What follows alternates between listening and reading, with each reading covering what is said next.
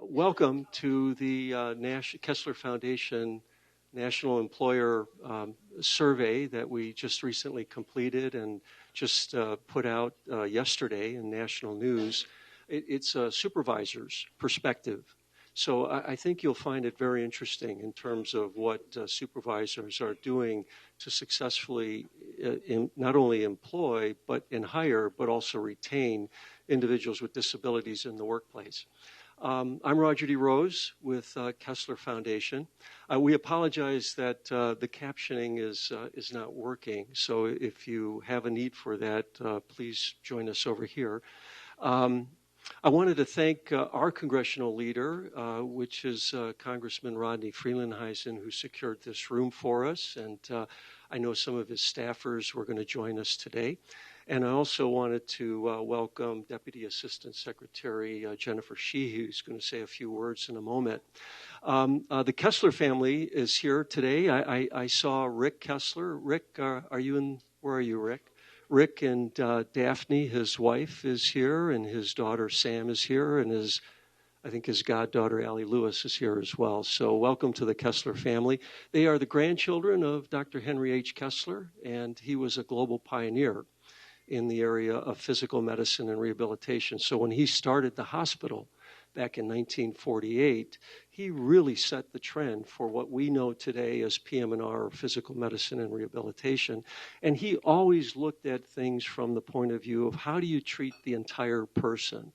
He was an orthopedic surgeon by background, and he wrote the book, The Knife Is Not Enough, with the theme of treating the entire person. How do you get a person with a disability that comes in for major physical therapy? How do you re-engage them back to the community, back to their family, back to the workforce?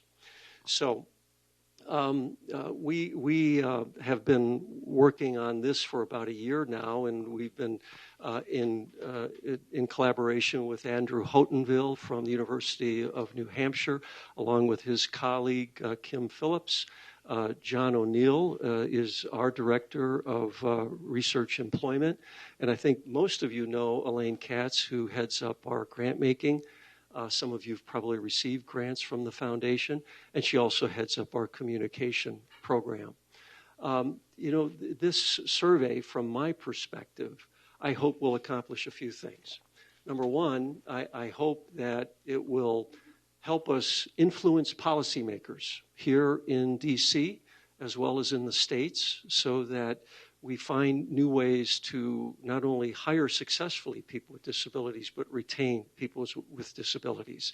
I think you all know that the employment rate for people with disabilities still lags able-bodied individuals by over 40 points. And our NTIDE, our National Trends in Disabilities Employment Survey or report that we put out every Jobs Friday, has been showing a nice trend, 18-month trend upward every month, but we still have significant work to do. This survey, for me, I hope will help us influence policymakers. I hope that it will help us influence many of our friends in the disability market space to continue to pursue their efforts in disability employment programs. And I also hope that for us, as we've spent about $40 million from our endowment in the last 13 years on employment programs for people with disabilities, I hope that it will also help us sharpen how we spend our future $40 million on programs related to employment initiatives for people with disabilities. If you don't know our foundation, the grant-making side is one part of it in terms of funding these employment programs. The other major part of our organization is led by Dr. John DeLuca, who's here. He heads our research part of our organization. We are a global leader in the areas of cognition and mobility research, and we strive to get our research right into patient care at Kessler Institute first, and then we roll it out to other select medical hospitals and then the global rehabilitation community. Today is our opportunity for us to share with you the latest information that we have from this survey, which we hope you'll find useful. And before we do that, I'd like to ask Deputy Assistant Secretary Jennifer Sheehy to say a few words. Jennifer. I think I will lavalier Mike.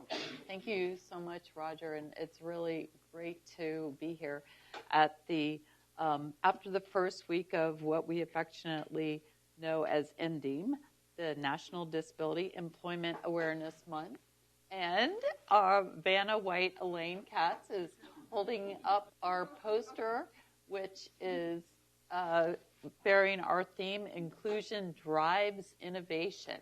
This was a theme that was created with input from lots of organizations and employers, and certainly we consider the Kessler Foundation a really important partner. I want to thank the Kessler family. Oh my gosh, first time I've been able to meet them, and what a legacy and amazing work that wonderful leader has triggered throughout the country and probably internationally.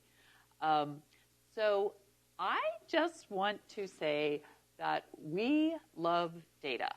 Data of any kind. We get more excited about data this time of month than Halloween candy or even a federal holiday. So I want to thank Kessler very, very much for taking data that we worked together with our partners at Department of Labor back in 2009, our Bureau of Labor Statistics, to add employment figures for people with disabilities.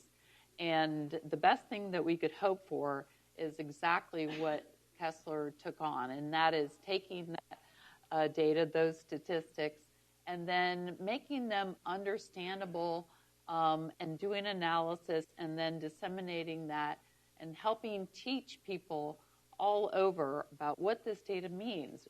We, in turn, take that information back and identify barriers to the employment that people with disabilities face, and then try to work on those and develop tools and policies that make sense and are relevant. We couldn't do that without data. So when you do something like a supervisor survey, that's really the front line of what we do. And how do we influence supervisors? What are they hearing? What are they feeling? How are they responding and behaving? We can't make smart policy recommendations without information like this. So although our theme is Inclusion Drives Innovation, we really see the whole circle with Kessler, and that's innovation driving inclusion. So thank you all very, very much, and thank you for letting me be a small part of this exciting event.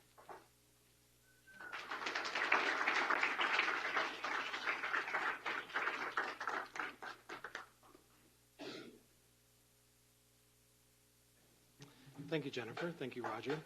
I'm going to dive right into the survey. That was a very nice introduction by Jennifer and Roger. One thing to note is that we're really building on past research. There are researchers from around the country who are doing very similar stuff, but we're all learning from each other and continuing to build. So we're by no means the first ones to look at this, but we've learned from things that they've done, and we continue to push the bounds of survey science, because it's very hard to solicit information from individuals in a confidential way, particularly when it may deal with their practices of their employer. So that's what we set out to do. ODEP is going to be coming out in the next year or two with another major set of studies that's really quite innovative. It will have surveys, it will have case studies, it will really dive across. So I'm not sure where that stands, but keep in mind that that's coming in the next couple of years. So we're really excited that we'll find new things with this research and be able to inform not only just policymaking, but grant giving, the design of future studies and demonstrations to improve practices within employers.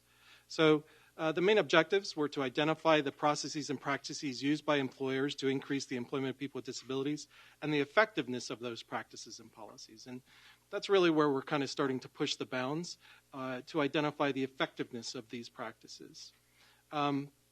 We also wanted to collect qualitative data, qualitative information on specific practices and challenges. So what you'll see, and Kim may talk a bit about it too, is that after we find out about effectiveness, we'll ask, well, why? Why was it effective? Why was it ineffective? Now, you're not going to see that qualitative data today. It takes a lot longer we just got the data less than a month ago, and so we're still gearing up to analyze that qualitative data. But what we hope to do is to learn, many times existing research lists the same kind of practices, and you'll see many of the same kind of practices that have been talked about before, and we don't know much about what we don't know. Right? And so what we wanted to do is use those open-ended questions to maybe find practices that are really promising that are not necessarily addressed by the standard set of questions that are asked. Furthermore, we wanted to examine upper management commitment, which has been frequently identified as quite important in prior studies. But what is it about that? And we're starting to kind of delve a little bit deeper into that angle. So we surveyed roughly 3,000 supervisors across the country. We just added another 3,000, and that's a long story, but we added another 3,000 for free. And we haven't analyzed that data yet. That just came in yesterday. But what we're doing is we're drawing a sample from a business-to-business panel. And if you're not familiar with panels, they're already pre-recruited. So if you know anything about survey research, you know that the response rate is really important. How many people respond to the survey? And the traditional way of using Dun & Bradstreet Business Directory has had really declining response rates. You can't get people at their business to respond to sometimes quite sensitive questions about that business. And if you're going to ask an HR professional or a supervisor, they may say, well, I need to talk to the company's lawyer first before I talk about accommodations policy at the company. And so we decided to use this business-to-business panel by the Qualtrics Incorporated because it's pre-recruited, it's weighted to be representative of businesses across the country, and our results are pretty similar to other things that are based on more representative, more randomized studies. But the idea is that they can answer at any point. They can answer at home. They can answer at the business. They don't have to do it at the business. And what we're hoping to do is solicit more accurate responses, and they're just not trying to hide or shield themselves from revealing too much or give the socially desirable response. So that's a real innovation. It's also a major cost saving. These panels are much faster than do a random digit dial. I love paying UNH students to do random digit dial, but it usually takes several months just to do the dialing. The subjects we're looking at: recruiting, hiring, onboarding, so that short gap when you're starting to join a firm, the initial training people receive, retention and accommodation practices and policies. Within the subject areas, we look at practices, policies, there's effectiveness, and as I mentioned, we ask open-ended questions as well. So some of the demographics, roughly a greater percentage of female, a greater percentage of white versus non-white, relatively kind of middle ages, 35 to 45, and more likely to have a college education. And we compared this to supervisors that are observed in the American Community Survey, a Census Bureau, and we roughly get the same kind of demographic profile. About their own personal disability experience, 45% had some experience either themselves or with their family members around disability. And this may be age-related because supervisors are typically more advanced in their careers and are older, and disability may be more related to age. Or they have children or spouses or parents with disabilities. We do have that breakdown, which we didn't present today. Company size, so again, this roughly fits the profile of supervisors across country. It is possible for more than one supervisor to be from the same company, and we're not able to identify that. So this is not really a representative sample of organizations as it is supervisors. So that may play a little role, but I'm not quite sure how much.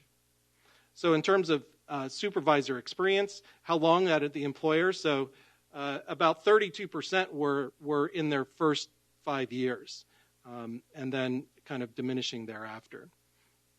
How long supervising? So, 26% had 11 or more years actually being a supervisor, and the number of people supervised.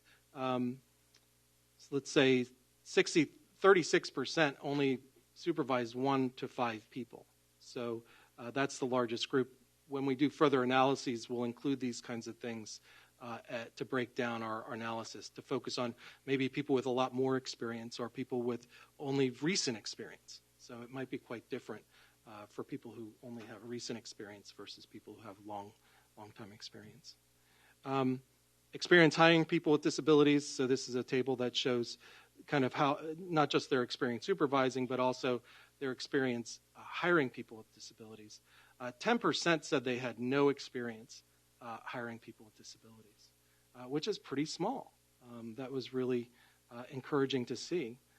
And again, that it would be interesting to look at people who only have recent history, because my guess is that well, I'm hoping that they have even more experience because practices have increased. Experience supervising people with disabilities. 51% said they experienced supervising people with disabilities, and we asked about disability type. Some of our future analyses will look at experiences related specific to disability type. For me, that's probably the next big survey challenge in terms of designing a survey to look at specific disability and specific issues, because many times people will say, oh, yeah, we know all about physical accessibility, but when it comes to intellectual or mental disabilities, they may be more challenged. So that's probably our next biggest thing in terms of the challenge of collecting information. Probably the first thing, you're going to do practices. So processes, yes. So one of the first things we did was, actually it's Kim's idea. One of the major things that comes out of the literature is the commitment of top management is really key to advancing practices within a company. The 2008 ODEP study really highlighted that. In terms of highlighting, how committed. So this is a person reporting, this is a supervisor reporting on the commitment of their upper management. And so about 20% said that their upper management was very committed, right? Somewhat committed was 45%. So there was some commitment, right? And say again? Commitment to hiring people with disabilities. And then we asked the person, well, how important is it to you, right, as an individual? Oops, wrong way. And roughly the same percentages, right? So it suggests that, okay, hiring, it's important. They kind of ascribe. And so that was a really fascinating finding. It actually surprised me. I would have thought that people would have said that they were much better than their management. We really care down here. The management, they don't care at all. But this suggests that there's similar that there's kind of unanimity, which is nice, especially around hiring. When it comes to supporting people with disabilities learn the job, so when they first come on board, learning how to work within the office or within the confines of their job, upper management was very committed, 43%, so even more commitment to helping people learn their job. And then when we asked how important is it to the supervisor, probably not surprising, the supervisor really thinks it's important to help people come on board, right, during that initial phases. So 76% said it's very important. So quite a stark difference. It's much more important to them than they view the upper management being committed. And then for providing requested accommodations, so upper management commitment, very, very, very strong. 47% were very committed to providing requested accommodations. But then when we looked at importance, again, we see this difference. So 66% said it was very important to them, right? So again, not as important to upper management, but very important to them, because accommodation is part of that learning process. It's part of keeping people involved. It's part of making people more effective. So online supervisors, I want my people to be the most effective. And so what this suggests is that there may be, we've talked about this. This is one of our most fascinating findings. There may be kind of, and it's in my own experience, that there's a real desire to hire people with disabilities, but when it comes to bringing someone on and customizing a job for that individual to provide accommodations, it's harder. It's harder than hiring, right? Because hiring is, I'm looking at resumes, but once the person comes and you have to provide the accommodations or customize the job, it's probably true of everybody that hiring is, for people with disabilities, it's or without, it's easy. But once you bring somebody on board, the challenges may come, and that it's really the supervisors that may face those challenges. Kim's going to take over and talk about effective processes. Thanks, Andrew. Hey, Kim, can I just mention one thing? I failed to mention that there are note cards on your chairs, and at the end, if you have any questions, could you write them down? We'll be collecting them and then sorting them into groups that are similar. Okay, thank you very much. Thanks, Roger. We asked supervisors whether their organizations had particular processes in place. And if so, we asked how effective they felt the processes were. And then we asked if they were seen as effective. Well, are they as effective for employees with disabilities? This approach is key because it provides a context for us to interpret the findings, the effectiveness of organizational processes, and as Andrew will share later, also specific practices with reference to people with disabilities. As disability researchers, we want to ask about only employees with disabilities often, and in doing so, though, we miss an opportunity to see some nuances, and we may risk interpreting findings as cause for celebration when they're actually deficiencies, or vice versa. So, for example, you'll see in a moment, but if we ask, do you have a certain process? Yes. Is it effective for employees with disabilities? If 50% of respondents say yes, it is, what do we know? Is that great or is that horrible? So by asking about is it effective for employees in general, we have a benchmark by which to interpret. For example, we asked, does your organization have a recruiting process? And 84% of supervisors said yes. Of those, almost all felt that their process was effective for recruiting qualified employees. But only 61% felt that the process was as effective at recruiting qualified employees with disabilities. So here we have a benchmark, we have an opportunity to say that employers are successful at recruiting, but what they're doing isn't working as well for some portion of their applicants. We asked about organizational hiring goals and found that 57% of supervisors said their organizations have goals for hiring diversity, compared to only 28% who said they had specific goals for hiring disability. And then the last statistic here, 12% indicated that if they had diversity hiring goals, but not disability-specific goals, this is their second chance to get the right answer, I call it. Well, do you consider disability part of diversity? Only 12% said, yes, we do. So definitely opportunity there. Then we asked, how much effort does your organization spend on recruiting? And we found that 74% said that they spend moderate to a lot of effort on recruiting in general. 69% spend moderate to a lot of effort recruiting for diversity, and 44% spend moderate to a lot of effort recruiting people with disabilities.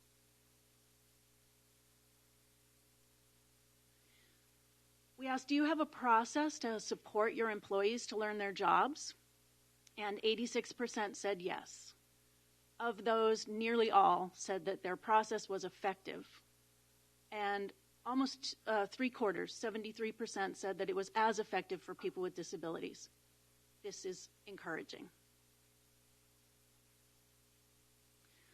We asked, do you have a process for employees to request accommodations? And fewer supervisors said yes, 66%. However, of those, again, almost all felt that the process was effective, which tells us that having a process to request accommodations is a good idea. And this question is specific to employees with disabilities. And 59% said that when they have a process, it's discussed at new employee orientation. So though the processes exist and are effective, certainly there's an opportunity to help organizations do more to disclose those processes for their employees. We asked, does your organization have a centralized accommodation fund? In other words, some amount of money that is specified just to be able to meet requests for accommodation when they arise. And very few said yes. 16% said yes, we do. Nearly all of those who do find it's effective. So this is another opportunity for perhaps more organizations to uptake this centralized accommodation fund. So next we wanted to do specific practices. So deep dive a little bit deeper into the effectiveness of specific ideas and concepts. So recruiting, partnering with disability organizations. Only 27% said that they use this practice of partnering with a disability organization when they're recruiting, during the recruiting process. And so this seems pretty low. Good news is of the 27 that did it, they said 95% that said it was effective. Of the people who said no or don't know, 85 of the don't know said that, oh, it might be feasible, and 66% of the no's said that it might be feasible. And one thing with the open-ended, so this was followed up, that we haven't analyzed yet, with follow-up questions. Well, why? Why wasn't it as effective in these processes? Why wasn't it effective as for people with disabilities? And here, well, why didn't you do it if it was feasible? Some of these no's could be, we've tried it in the past, so we need to dig deeper into the qualitative results. Training supervisors in accessible applications and interview techniques. This is frequently cited as a good practice for increasing the employment of disabilities. 40% said yes, they used the practice. 87% said it was feasible. 67 to 83% said that it was actually feasible. They didn't do it or didn't know, but it was possibly feasible. And so this suggests that there's sometimes I'm happy when there's a small percentage that use it. Of those people, they say it's effective, and then the people who don't know or don't use it, a lot of them say that it's feasible. So that suggests opportunity, right? If they said that no way, it's not feasible, then that would be concerning. It would be, well, we have this effective practice, but for some reason people are feeling it's even feasible for their company to do. So I'm kind of verklempt at, do I want to see a big yes in the first column? Maybe, but maybe that's when we're like finishing the book. We've claimed success, you know. But for the future, for designing policy for the future and designing practices, having this kind of feasibility, having an audience that could take it up. In terms of training, hiring practice. So review and audit hiring to ensure accessibility. Again, 43% said that they actually do it. So this is something like making sure that your web-based tools are accessible. 86% said that was effective. And then of the people who don't know or know, about 85 to 64% said that it was possibly feasible. So again, something that we can talk about in terms of motivating change in those firms that don't use it. Training short-term assistance. So things like an initial job coach, different internal training programs, onboarding programs. 19% said yes, they use these processes. 25% said they do sometimes. 56% said no. Of the people who have used it or sometimes used it, about 80-some% said that it was effective. Of the people who don't use it, and then, was it as effective for people with disabilities? A high ranking, so short-term supports are as effective. If they said that it wasn't effective, we asked them why. If we said it was effective, we asked them to tell us a little bit about it. Of the no's, 70% said it was feasible. So this sounds like a really good possibility that bringing in short-term supports, outside assistance, and many of the programs that ODEP and Meidler and Kessler investigate are bringing in short-term assistance.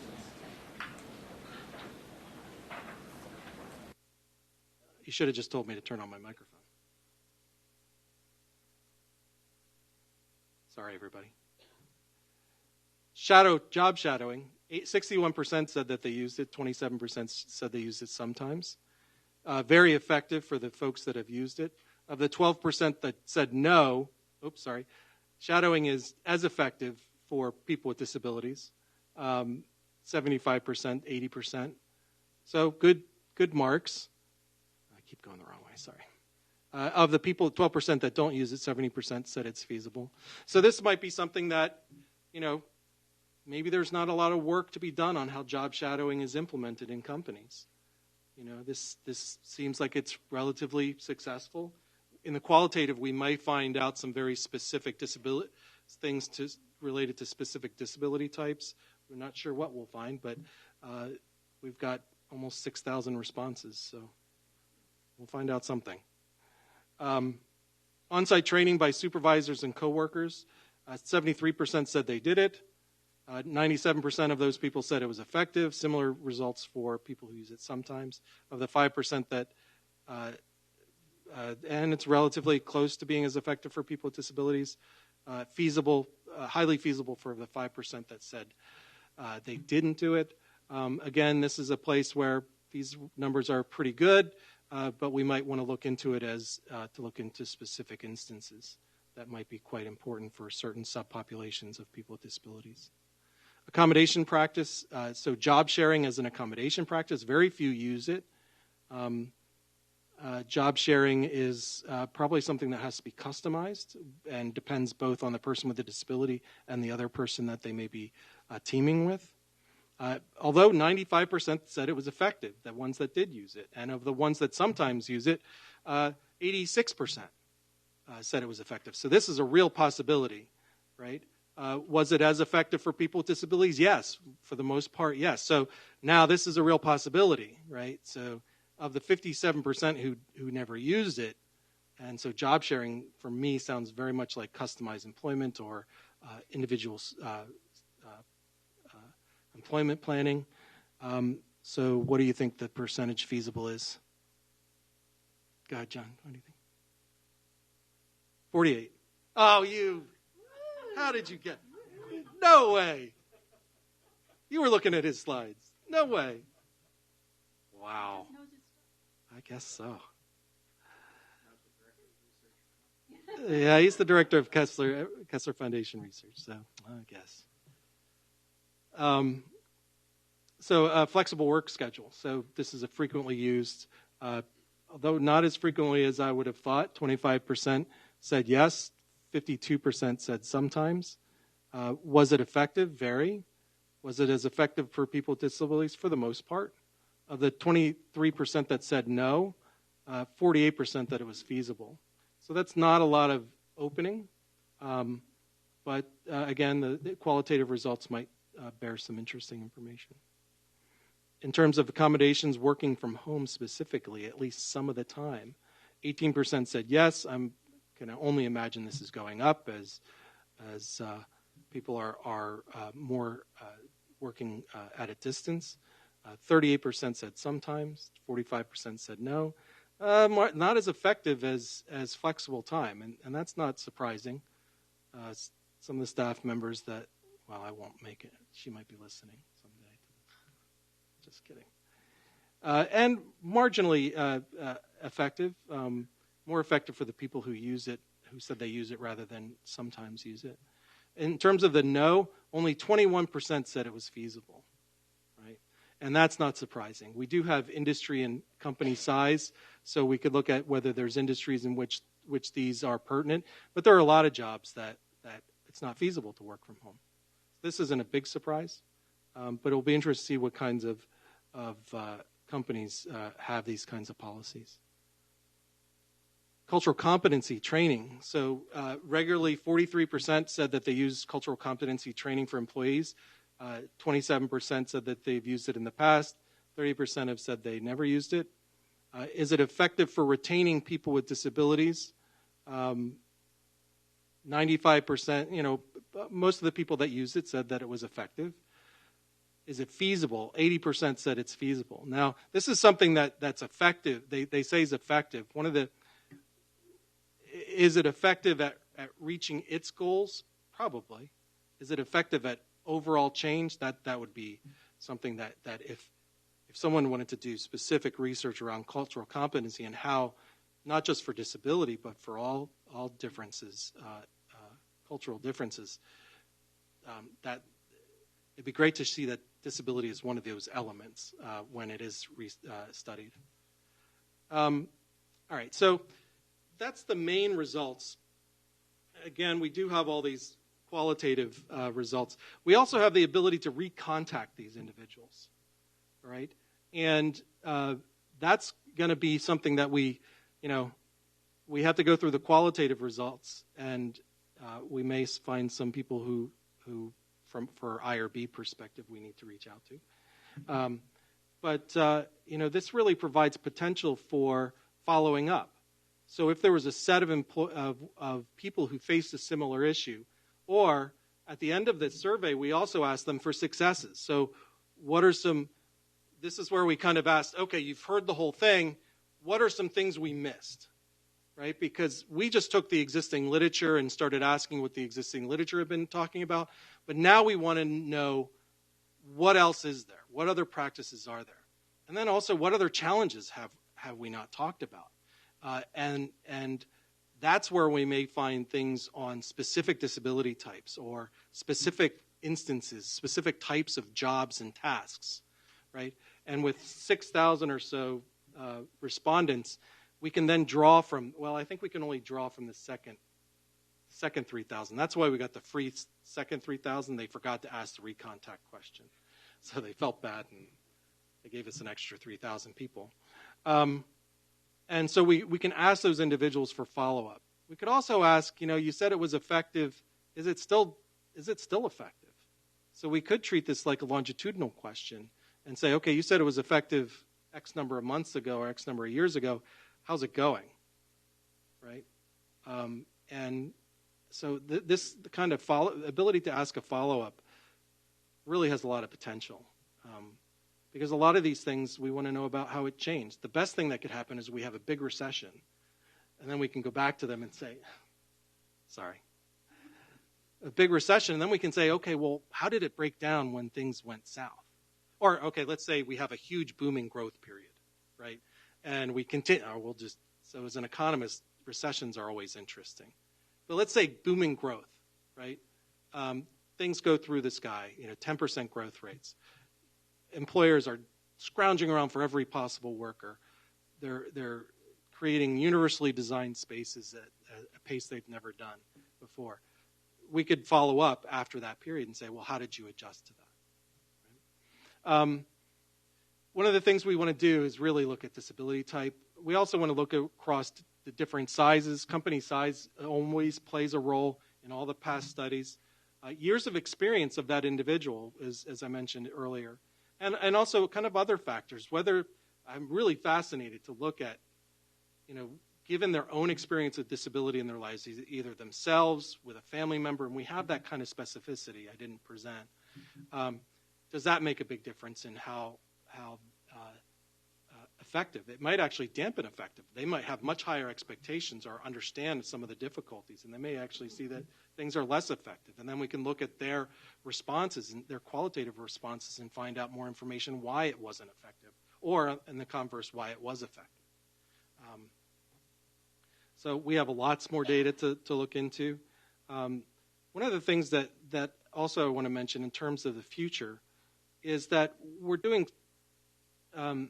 right now, it's colon supervisors.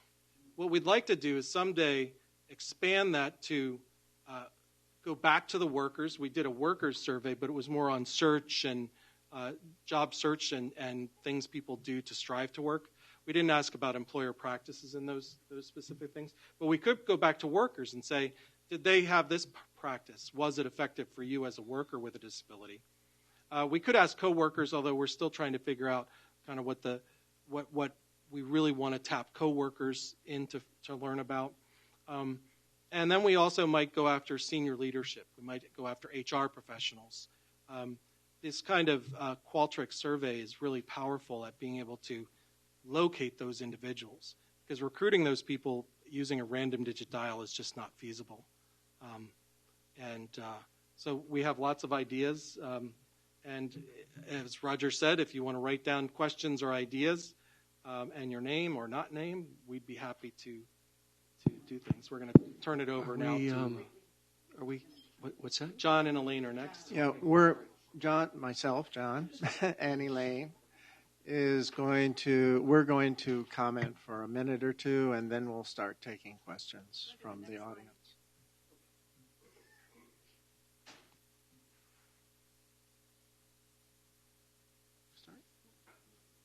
So, we're very, from a practice point of view, which is kind of my side of the house, and program management. We're really excited about this because, we're a foundation. We collaborate with a lot of foundations who are invested in working with corporations and, small provider agencies that are really looking at how to get their people, their clients, how to provide that source for businesses. And we think the survey is very exciting because it really shows that what agencies are doing and using the best practice in the fields are really effective. So I think, when you talk to the researchers, what they take out of it and what the practice people take out of it is a little bit different. So, to us, the fact that when corporations partner with disability organizations, they may not all do it, but when they do it, it's really effective.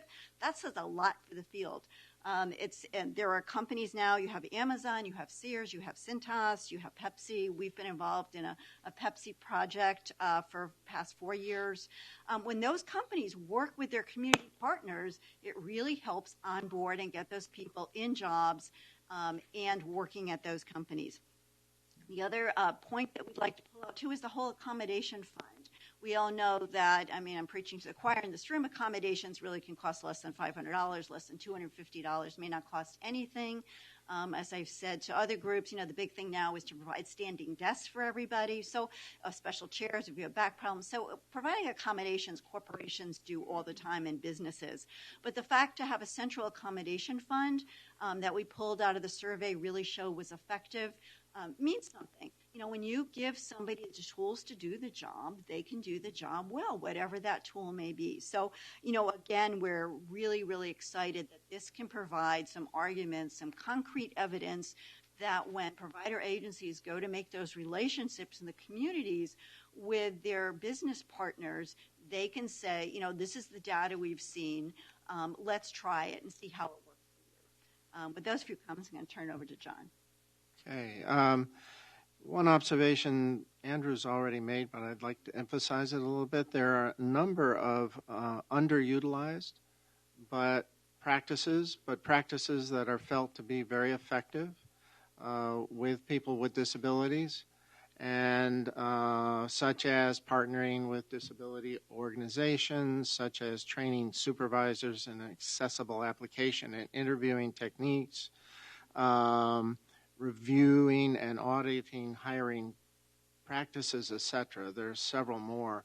But the fact that the supervisors that are not using them, a high proportion of those individuals feel they are feasible. And that provides an opportunity for professionals that are engaging with employers to implement these effective practices. There also happens to be a kind of a universal design theme, I think, running through some of the findings. Job shadowing, on-site training by supervisors and coworkers, flexible work schedules are being used by many employees with and without disabilities. They're seen as effective for all employees, and they're seen as almost equally effective for people with disabilities. And I think that is saying something about the changing workplace. And without the benchmark of the effectiveness of these practices for people without disabilities, we would not have known this theme. This theme would not have emerged. So. What's also continuing is that, even though disability advocates are saying that disability is part of diversity, that message is still not getting across to business. You're still seeing the traditional groups being part of diversity, and people with disabilities is not in that group. So I think there's, the survey points out a lot of areas where, as Andrew mentioned, that there are promising for growth. It means everybody's on the right track. That, all the things we pilot in the field, all the things we're testing in the field, and different groups do it different ways, different parts of the country do it a little bit differently, but everybody's on the right track, to give that business the knowledge and assistance they need to hire, onboard, and train individuals is the right thing to do. The question is, the pushback from business that they don't realize that they could use some of this help. Whether they get it for free or they pay a consultant is a whole other issue, but we do see that it's very effective. So with that, we're going to open it for questions, and we're going to have Roger field all the questions. I have my cue now. I can do that now. Okay. So I know we're waiting for the questions. So while we're waiting, Andrew, from your point of view, if you had to, write a headline or a subheadline for this study, what do you think it would be?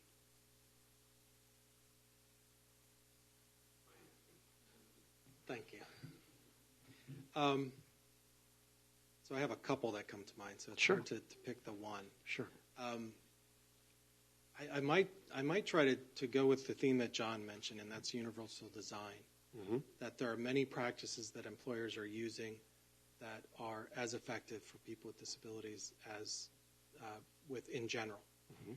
So I might say that's a really nice theme. And then I would say there are practices that are very promising, and there's room for maybe Elaine's room for growth or room for advancement, such that there are some practices that are seldomly used but viewed as very effective. Sure. So I'm not sure how to get that. I would have to work with Carol Ann to get that into a headline phrase. Into the headline, right? But we'd go back and forth. But those would be the two themes of the headline that I would pick. One is universal design, but room to improve. Right. But I wouldn't use but. Carol Ann wouldn't allow me to She wouldn't use but. That's right. But room to improve. But room to improve, right. But that's what we'd work on. Okay. And Elaine, as we think about the investment that we've made as an organization, as we look to the future in terms of our future spending on employment initiatives, how will this help you and the grants committee at Kessler Foundation in terms of targeting our investments even more effectively from your perspective?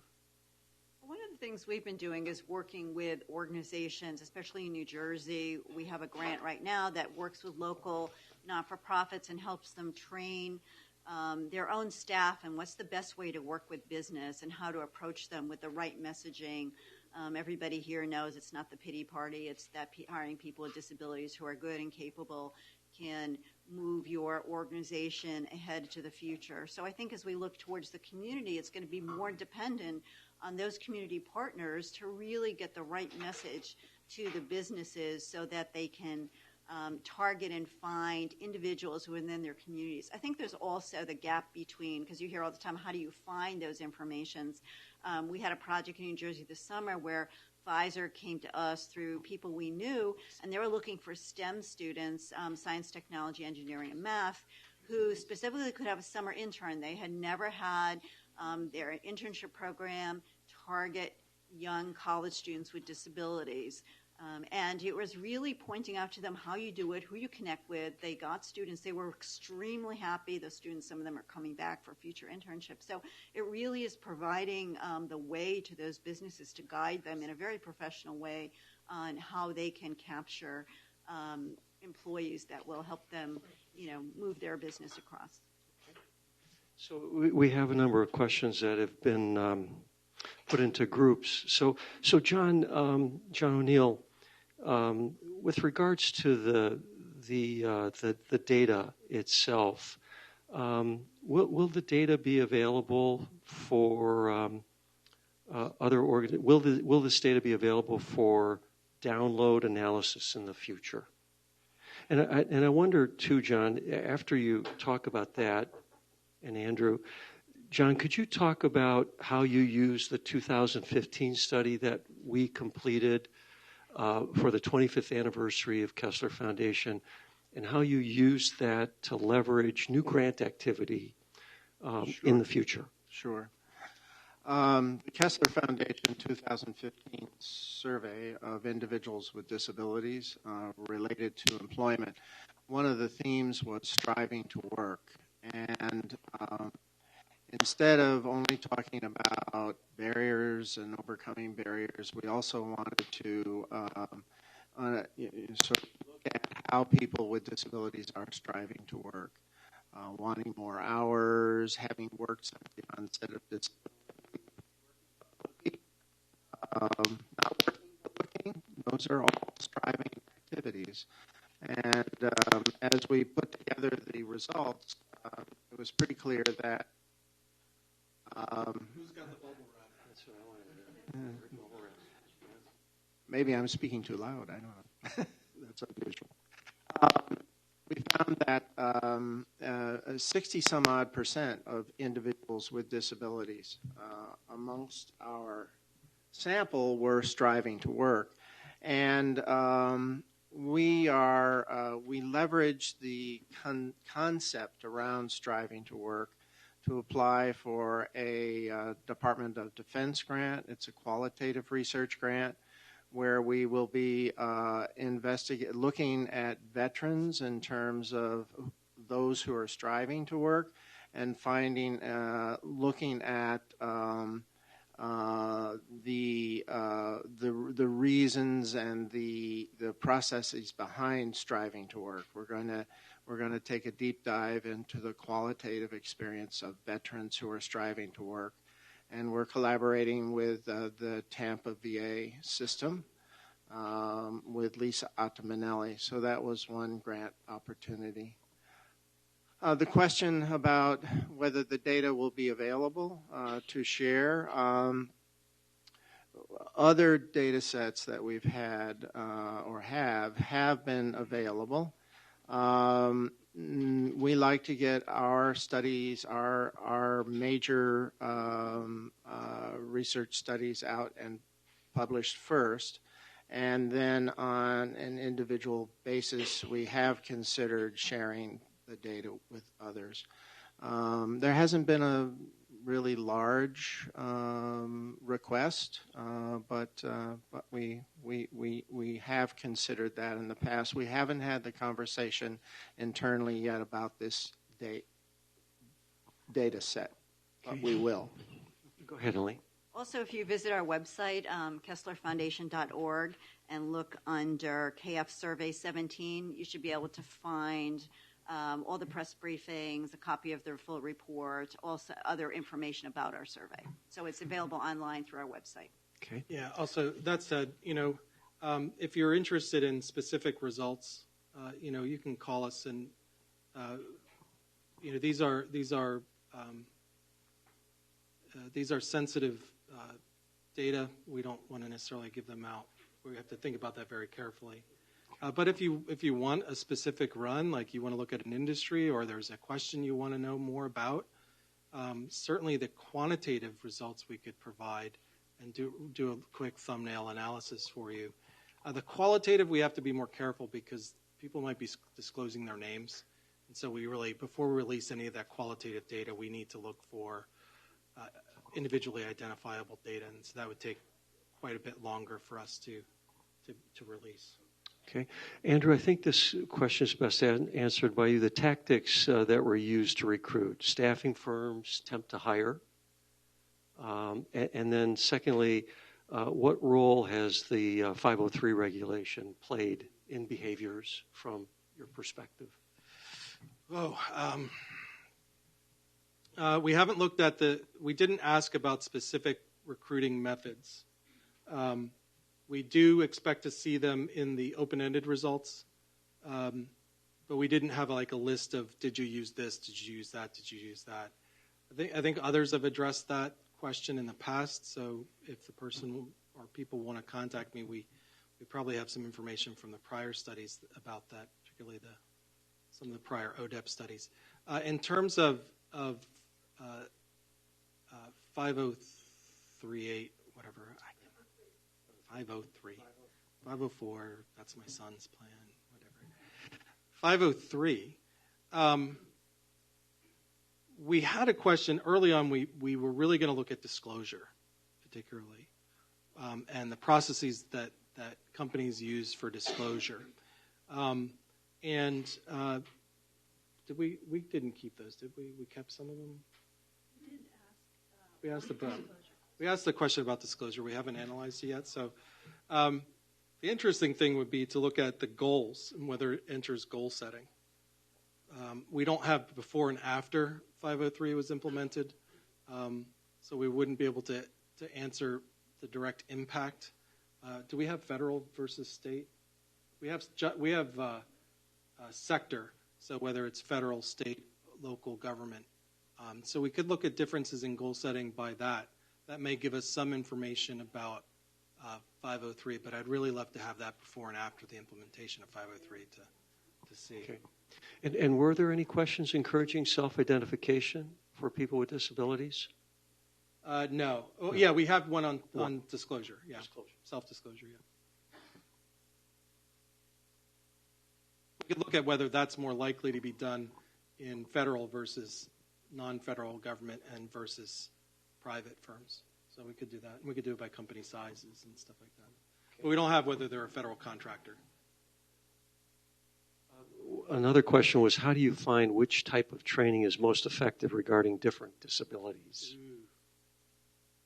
Tough one.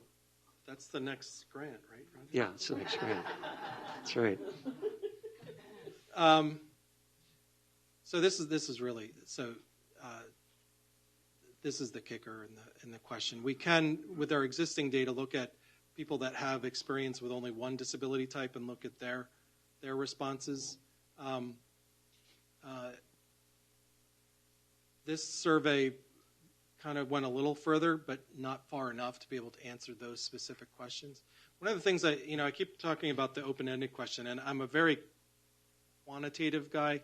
I've never done, nor do I ever want to do qualitative research. That's Kim's job.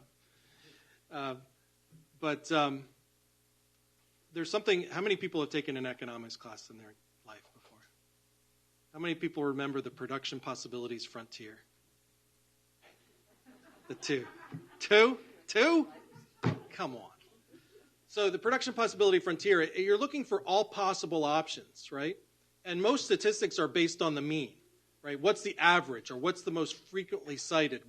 They're summary statistics about the average. But what you lose is the frontier. You lose the very specific practices, the specific experiences that people have. And so what I would like to do is actually map out instead of mapping out the mean or looking at differences in mean between groups, is to actually look at the frontier, look at the rare cases, because those rare cases may become tomorrow's norm. And I hope we find some. I really do. I think it's a real challenge because everything is averaged out. Everything is based on prior research, which is appropriate. But how do we find that cutting edge? How do we find out the rare cases that might actually be helpful? Or the rare cases that are really potentially poison pills, or I don't know what the right analogy would be, really problematic for like a big firm to have this one specific issue. If it's a big firm and they have these specific issues, if we find 10, just finding 10 out of a sample of 3,000 is still can be pretty important if it's a large firm. That they have specific issues, that might be really important. So I'm very happy to hear that 2 people remembered their economics class. So I think, Andrew, what you bring up is really interesting because we touched on it earlier, is that what happens if a company has a bad experience? And then that influences a supervisor not to hire somebody with a disability. How do you overcome that experience and say this, everybody has hired, I'm sure anybody here who has been a supervisor hires somebody who's been a problem employee. It doesn't matter, what their position, what they've done, and that person, you've either dealt with it through training or, behavior modification or, or they've got left the organization. So just because you have one bad apple, you have one bad apple, but that doesn't necessarily, but when it comes to sector employment and you're looking at a group like disability, that could really affect a supervisor's opinion of whether or not they want to take the risk, because I think most supervisors see it's a risk, calculated risk to hire somebody who's a little bit different from the norm, whatever that difference may be. So I think that does bring up a really interesting issue, is that how do we use this survey to say, you might have had a bad experience, but that's not what, employers necessarily all say or think. Okay. Andrew, what federal policies or flexibilities would assist in increasing employment for people with disabilities? If you could wave your wand, what do you believe would be more effective?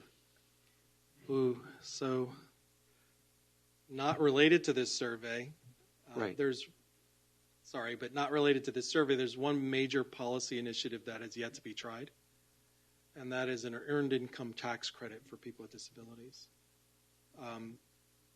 The bipartisan great success of the Earned Income Tax Credit Program in the Welfare Reform Bill of 1996, that having a disability-oriented earned income tax credit. So if you remember the Bill Clinton helping the working poor, right? And, that was a Gingrich-led Congress that passed that welfare reform. That's the big thing, because, if the whole idea is that to support work, to expect work, right? And nothing like an earned income tax credit says, not only do we want you to work, but we'll make sure you get paid more when you do. Social Security disability policy is an older policy based on kind of this, they can't work, so give them money, right? And you have to promise that you can't work before you get your money. And it's a 0-1 deal. There are people with and without disabilities. Well, that's simply not the case. And Social Security struggles with how to address that issue, and are struggling to do that. But that, to me, now for employers, I think universal design keep pushing universal design. It's been very much talked about in the technology world. The push bars are universal design. The handles are universal design. Having, the ADA was great at getting firms to think about their physical plan, but also the soft side. So HR policies, are they universally designed, culturally competent, designs, right? Because separate but equal, separate has its place. I think every culture, every disability culture, every individual is different, and you want to value them. But you want to have everything designed so that differences don't matter when they don't need to, right? It's not that we're trying to create a homogenous West world kind of thing, but, somebody's going to have to take over because I'm going to start making jokes about it. John, did you have a comment, John, on this one? No? Okay, all right. Did we ask any questions about job performance comparability between people with disabilities versus able-bodied individuals in the study? I didn't seem to recall that we had asked that question. No, we didn't. Did it come up in any of the qualitative? I haven't looked at the qualitative No? yet. Okay. I would say that this survey was just completed between July and August. So, it's really, really new data. We wanted to get it out National Disability Employment Awareness Month, so we really haven't finished analyzing everything, which takes, as you know, a long time to go through all the data. And the data on people who see people with disabilities as part of diversity was very important to this listener today. Can you speak more to that point?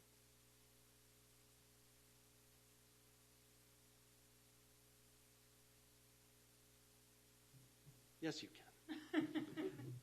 can. So the idea of disability as diversity. So we gave them two shots to kind of answer, is it a goal? Is diversity a goal in general? Do you have disability as a goal specifically? And then, okay, well, you said diversity. Is disability one of the goals in your diversity? And so surprisingly, very few said it was. Now, what we'd like to do is break that down by, actually, it would be kind of the upper management commitment question. So we have this finding, right? What we can do is some of the qualitative results aren't really designed at that. I don't think we have qualitative questions following that question. We were kind of stunned, actually, that it turned out the way it is. But what we can do is cross-reference it, cross-tab it with all the other questions. And so looking at upper management commitment, my guess is when there's upper management commitment and there's more importance to the supervisor, him or herself, that we'll start seeing diversity, disability be part of disability be part of diversity. And my guess is that then it's going to also be company size that will drive that result. That the company size, small companies are trying to do everything, don't have the ability to hire or specialize within their upper management and focus on specific goals. So it'll be really, really fascinating. And this is an interesting question for the group. This individual would be interested in knowing about the intersection of age and disability and how attitudes may change regarding older workers with disabilities and or workers with late onset age-related disabilities. Now, I don't recall anything in the study on that, but do you have any? There is, in terms of aging, I would also like to go back to the question about if we could wave our magic wand, what would they be? I think in terms of the whole disincentive of Social Security disability, the ODEP is working on something, I think, which is very important, and that's the Stay to Work, Return to Work initiative, and where the intent is to catch people early on in terms of the onset of a health condition or a disability at work and in other contexts too, like medical rehab, like workers' compensation, like state disability funds, and to prevent folks from sliding into poverty and having to access SSDI in particular. I think that has more promise than all the work incentives Social Security would like to add on to the effort to return people who are receiving SSDI to work. And by the way, that does relate to aging, because as we age, there's a higher incidence of disabling conditions. Yeah, and especially as Social Security policy changes with regard to the retirement programs, pushing into 70, 72, older individuals will be more likely to be in the labor market because the baby boomers spent all the money. So this is a... Just back to the aging. That's a part of universal design for me, and we don't ask specific questions with regard to aging. So that's a really good point, and something that I wish we had thought about beforehand. Because one of the things we took out of the Kessler survey, the 2015 Striving to Work survey was age plays a big role. Many people who say they have some other disability were people who just were in really difficult jobs, aged into chronic pain, chronic immobility, fragility, in part based on working at very difficult jobs. But for me, that's what I've always wanted to do, is say universal design. The more you universal design, the ADA, I think, if I ever wanted to design, I have an hypothesis, right? And I don't have the data to test this hypothesis. I think that the ADA was very good at accommodating certain developing companies and individuals and rehabilitation medicine. All of that have been very good at addressing physical conditions, physical accommodations, but things that are cognitive, that technology, the advancement of technology, advancement in rehabilitation techniques, the advancement of employer practices hasn't addressed that as fully. And that if I was able to look at the employment rates and the trends, the ADA, you'd see an increase in employment of people with physical and sensory disabilities, but people with cognitive and intellectual disabilities, you might not see that positive jump. Age is related to that, because especially 72-year-olds who are in the workplace, cognition may become just being in a job for that long, right? Having to be in that job. You may choose to stay in your job, but being in jobs for that long a time, especially a repetitive job, may take a toll. The long story short is that I think universal design, particularly on aging issues, will help change processes at firms such that they have to fill their staff with people who are older, will help address the sensory and cognitive issues. So I think that's a positive of universal design. One of the great things, Swedes have this great, well, it's got some issues, but Swedes have this great program where everything is universal design, right? Iconography for people with intellectual disabilities. Well, people with English as a second language can learn the job as well, because everything is non-language based. It's all iconography. It's all, and so it's really an interesting way of thinking about universal design, that it's universal design benefits everyone. So I know we have a lot more questions, so we're going to limit it to probably two more here, but a lot of interest from our guests today. This question is, of the 27% who used a disability organization in recruitment, did you drill down to ask what the disability organization did that was most helpful?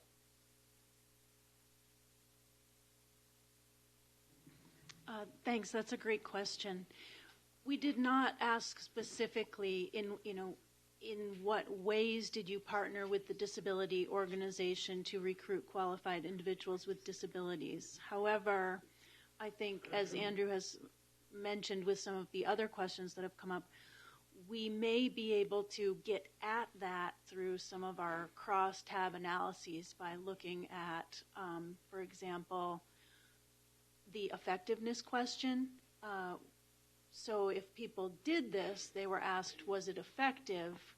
And then they were asked, if they said, yes, it was as effective, they could say it was more effective, or they could say it was less effective. And if they said it was less or more, we asked why, what made it more effective, or what made it less effective. So mining those responses may give us some insight. The same may be true for the feasibility question. If they didn't do it, would it be feasible to partner with? And in there, if they said no, then we asked why not. If they said yes, we didn't ask them anything else. But when people are revealing why it would not be feasible from their perspective, again, they might hint at what they think that partnership would involve. So not directly, but hopefully some suggestion. A lot of good questions here. This will be the final one, unfortunately. But it's clear that people with disabilities want to work and strive to find work. Can you speak about sheltered workplaces for people with disabilities and employers that hire and pay people with disabilities below minimum wage? And Elaine, I know that in New Jersey, we've been funding programs that have been moving organizations from Sheltered Workshop. You want to speak to that?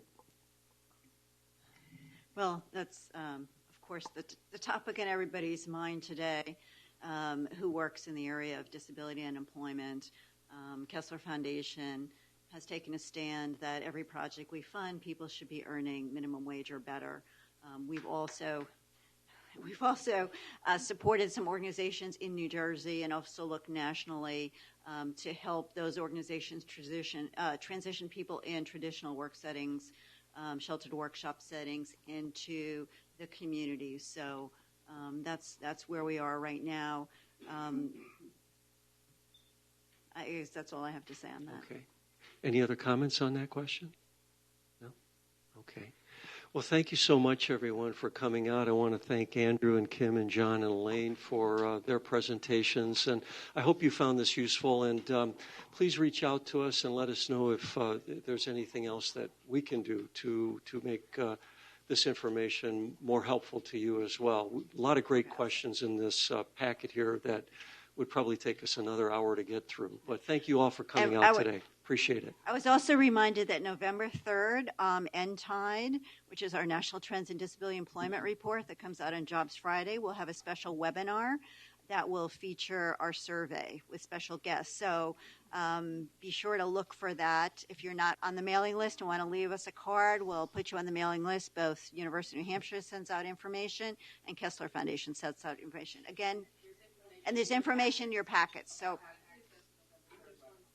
and there's lunch outside for those of you who've stayed with us. So please enjoy. Thank you again for coming.